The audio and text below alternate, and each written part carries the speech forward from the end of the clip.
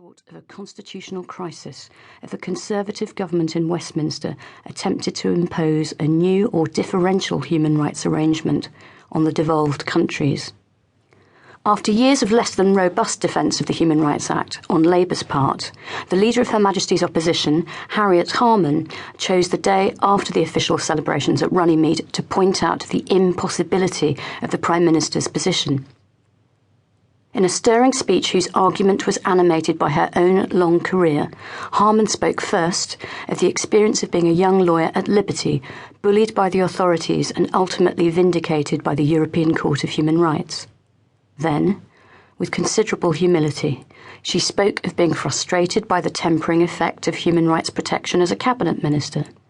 But she acknowledged the importance of checks on executive action and, accompanied by new MP and former Director of Public Prosecutions Keir Starmer QC, promised that her party would be part of the broad movement and cross-party, non-party coalition to save the Human Rights Act. It was a reflective, non-tribal speech from a resilient veteran of British politics with whom I have often sparred. Perhaps the optimism and idealism of the pre-war on terror, pre-Iraq War Labour Party might yet return. Similarly, Conservatives who back the HRA are also finding their voice. Many from across the spectrum of the party are opposed to the government's deployment of a divisive dog whistle on fundamental rights. Conservative lawyers remember their honourable contribution to the drafting of the European Convention, something commonly seen as Churchill's legacy, and their consistent calls for it to be incorporated into UK law right up to the passing of the HRA in 1998.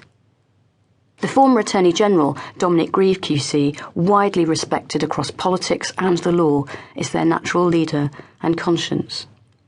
There are others too. Former ministers Ken Clarke and David Davis, from the left, Europhile and right, Eurosceptic wings of the party respectively, are also united on this issue. Big political beasts coming together in defence of human rights and the rule of law. The list includes dozens more politicians either publicly or, at the time of writing, privately opposed to the repeal of our Human Rights Act. On the same day as Harriet Harman's intervention, Mayor of London and Cabinet member Boris Johnson also voiced his own concerns about whether MPs should tolerate their constituents being given less protection than they currently enjoy under the Human Rights Act. Every victim of abuse of power who has been empowered or protected by the Act has a constituency MP who knows full well the ease with which the innocent may become suspect and the vulnerable be neglected and ignored.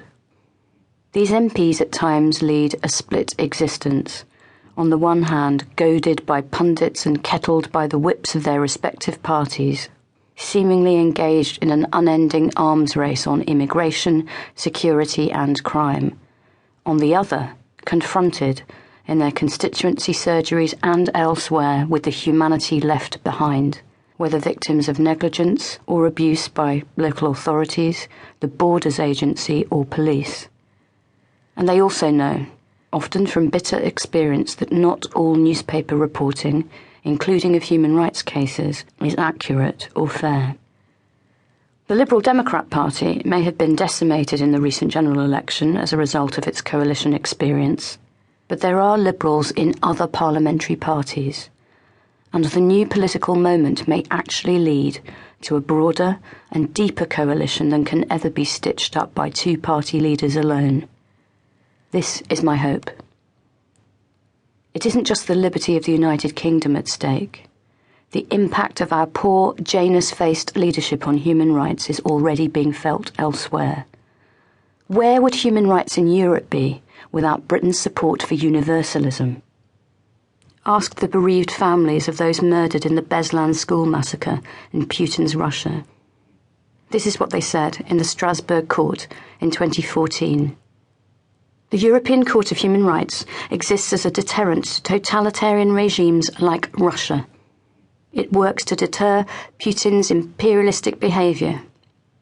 If the UK was to withdraw, it would be an excuse for our government to say, we don't want it either.